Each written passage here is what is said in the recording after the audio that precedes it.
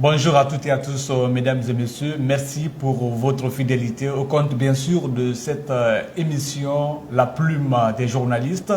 Ce matin, donc, vous le savez, donc, vous voyez déjà sur l'écran, nous recevons le doyen Terno Sadou Diakité. Avec lui, nous allons bien sûr parler du congrès à la FEGIFOOT. Aujourd'hui, on a pour le moment enregistré 4 candidats qui sont entre autres Général Mathurin Bangoura, Bouba Sampil, Abdul Karim Bangoura Akabe et également Mohamed Seydou, Almami Seydou Sila. Donc ce sont les 4 candidats pour briguer certainement donc à la tête donc de la Fédération guinéenne de football. Lui, c'est un consultant sportif, doyen Terno Sadou Diakité. Bonjour.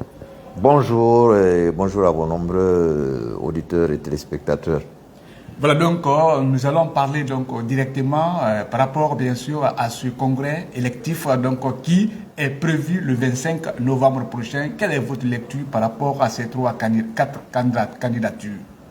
Bon, avant de parler de ces 4 candidatures, c'est un sentiment de satisfaction pour la simple raison que nous abordons la dernière ligne droite de la normalisation qui, depuis le mois de novembre 2021, le comité de normalisation mis en place par les instances de la FIFA gère les affaires courantes du football guinéen. Donc, vous l'avez dit tout à l'heure, le 25 novembre, s'y plaît à Dieu, la Fédération guinéenne de football aura un nouveau bureau exécutif.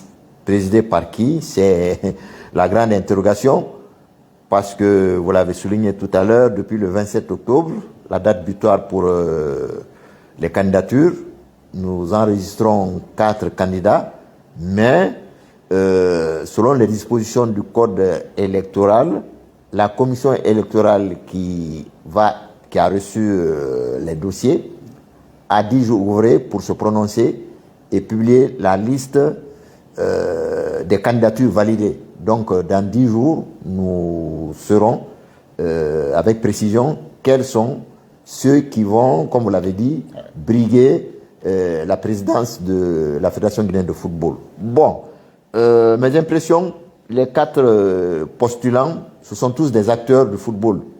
Il y a 3 présidents de club et un ancien sociétaire du CIL national à la personne de Abdul Karim Bangoura Akabe, qui a fait toutes ses armes au sein du CIL national. Donc il a un vécu en tant que footballeur et il se propose de s'impliquer dans la gestion et la promotion du football.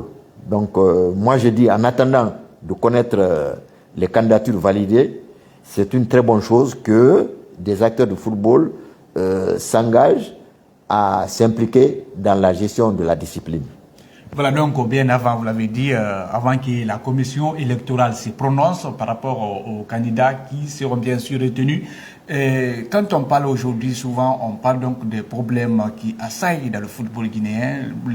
Certains accusent les membres statutaires. Et quand vous analysez dans le groupe de Mathurin Bangoura, ce sont des membres statutaires qui se sont constitués en G47.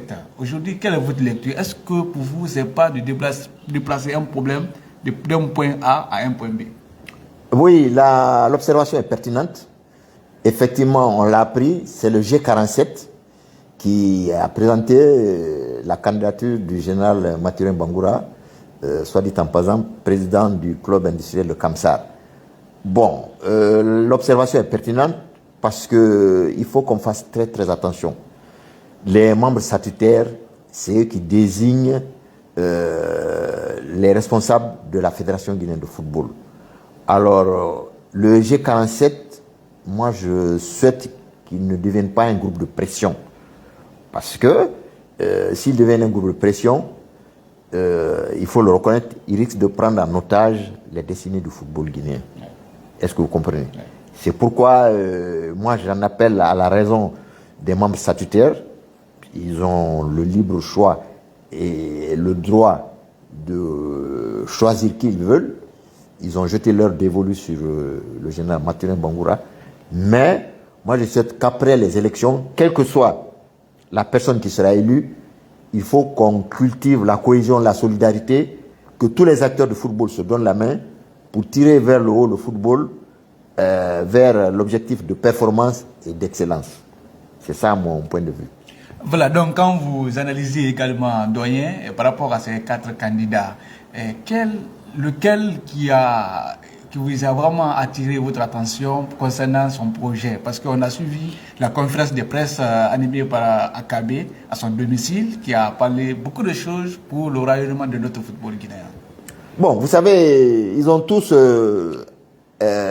l'ambition on va dire, de révolutionner le football guinéen, de s'attaquer aux problèmes qui assaillent la gestion du football. Mais vous savez, on dit que on reconnaît le maçon à l'œuvre, c'est-à-dire que c'est au pied du mur qu'on reconnaît le maçon. Donc, ce sont des intentions, des professions de foi. Ils ont une ambition. Maintenant, est-ce que, confrontés à la dure réalité de terrain, ils pourront mettre en œuvre leur programme qu'ils ont décliné?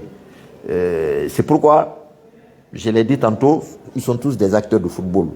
Il y a des présidents de clubs, il y a un ancien footballeur qui a joué au très haut niveau et qui veut mettre son expérience au service du football. Donc, on va être très attentif et objectif pour décrypter les programmes qu'ils ont déroulés pendant cette campagne qui commence. D'accord.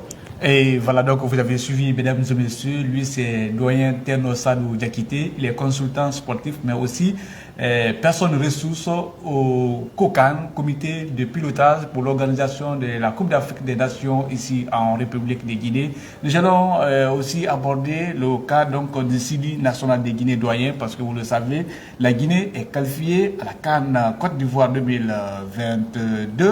2023 et donc qui se prépare. Aujourd'hui, quelle est votre lecture? Parce qu'aujourd'hui, beaucoup de gens estiment que Kaba ne peut pas vraiment amener l'équipe très loin dans cette compétition. Bon, heureusement pour nous, nous sommes qualifiés pour la 34e édition de la Coupe d'Afrique des Nations qui, comme vous l'avez dit, va se dérouler à partir du mois de janvier en Côte d'Ivoire. Le tirage au sort a eu lieu le 12 octobre dernier à Abidjan. On est dans le groupe C avec le Cameroun, 5 fois champion d'Afrique, le Sénégal, champion en titre, et la Gambie qui nous a éliminés lors de la dernière édition en 8e de finale, à la marque de 1-0. Kaba Diawara, moi je dis, depuis 1 an et quelques, il a pris les rênes du CIL national. Le premier objectif qu'il était assigné dans son contrat, c'était d'assurer la qualification de la Guinée. Cet objectif est atteint. Le second objectif qu'on lui a assigné, c'est d'atteindre les 8e de finale. Bon, moi je pense qu'il faut laisser Kaba gérer cette équipe et après la CAN, on va tirer de façon lucide et objective les enseignements pour savoir s'il faut le maintenir à la tête du CIL national ou trouver un remplaçant. Donc, ce sont les résultats de la prochaine CAN qui vont déterminer l'avenir de Kaba Diawara à la tête du CIL national. C'est mon avis. Hein. En tout cas, on comprend très bien. Donc, je pense que les téléspectateurs aussi comprendront votre point de vue. Mais souvent, on a vu, il fut un moment, donc, la sortie de Cyril Grassi. Certains joueurs même qui pensent que Kaba, il y a un peu anguille sur os. Certains disent qu'il n'est pas compétent. Vous, est-ce que vous voyez ça un peu cohérent? Oui, c'est vrai, le cas Kaba Diawara fait beaucoup de polémiques. Le problème, la Guinée s'est qualifiée, mais l'équipe n'est pas rassurante. C'est-à-dire qu'on ne voit plus ce CIL national conquérant, ce CIL national avec un jeu fluide et un fond de jeu vraiment impeccable. Et bon, ça c'est l'entraîneur, c'est la marque de l'entraîneur. C'est lui qui définit le schéma tactique, le plan de jeu, qui choisit les joueurs qui sont aptes à mettre en pratique son système. Moi, je souhaite que d'ici le mois de janvier, on va avoir les 2 journées FIFA contre l'Ouganda et le Botswana. Ce que vaut l'équipe réellement, c'est vrai, on a gagné 2 places au classement mondial de la semaine dernière. On était 15e, maintenant on est 13e. On est 13e au plan africain. Et on est 79e au plan mondial. On a gagné 2 places. C'est très bon. Mais je pense que la marge de progression du Chili est intéressante. Elle peut progresser. Donc au mois de novembre, on va véritablement apprécier la vraie valeur du Chili national par rapport à son comportement lors de la CAN prochaine. Voilà, en tout cas, votre œil donc, sportif, quelle interpellation avez-vous à faire à Kaba Diawara? Forcément, vous avez une idée, ce qu'il faut pour que l'équipe aille loin dans cette compétition. Bon, je ne vais pas être prétentieux pour prodiguer des conseils ou orientations à Kaba Diawara. C'est son entraîneur, il a choisi de diriger le Chili national.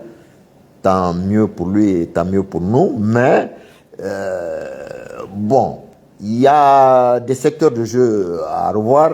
C'est-à-dire qu'il faut que l'axe central de la défense soit beaucoup plus rassurant et que le milieu de terrain qui joue le rôle de premier rideau lorsque on est en perte de balle et de premier relanceur dans les phases de possession, il faut donc que les milieux de terrain puissent créer les meilleures positions pour les avant-centres afin qu'ils puissent transformer les occasions de but qu'on va se procurer.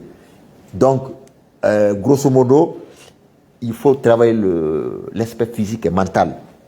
Le péché mignon du Chili national, c'est le dernier moment. Ils aient un esprit de conquête, de véritables guerriers pour mouiller le maillot. Parce que, figurez-vous, le 15 janvier contre le Cameroun, ça va être un match de titans. Les Camerounais, on les appelle les Allemands de l'Afrique. Ils jouent avec un mental de fer. Physiquement, donc, il va falloir répondre aux défis qui vont nous opposer. Et je souhaite donc que l'aspect physique et mental soit travaillé par Kaba Diawara avec son staff technique pour que l'équipe soit vraiment à point au mois de janvier. Voilà, mesdames et messieurs, vous avez suivi donc la réaction de notre doyen, Terno Sadou Diakité. Vous êtes personne de ressources ici au COCAN. Est-ce que les choses avancent bien? Parce que la Guinée n'organisera pas la CAN 2025. Les activités. Oui, c'est vrai. On attend, bon, dans les semaines à venir, une réorganisation, étant donné que nous ne sommes plus le pays hôte pour l'édition de 2025. On va se réorganiser pour nous positionner à une prochaine échéance. Pour votre information, l'édition de 2027 a été octroyée à 3 pays, le Kenya, l'Ouganda et la Tanzanie. Le Sénégal s'est positionné pour 2029. Alors le problème, est-ce que la Guinée pourrait co-organiser avec le Sénégal ou envisager une organisation ciel? On attend la décision des décideurs parce que le COCAN avait été mis en place pour l'édition de 2025 qui a été finalement attribué au Maroc. Donc on va se positionner pour une autre échéance parce que il y a des infrastructures qui ont été planifiées, des stades d'entraînement, des stades de compétition, des réceptifs hôteliers et autres. Donc on attend incessamment une décision des autorités de la place pour réorganiser le COCAN et se positionner pour une éventuelle échéance.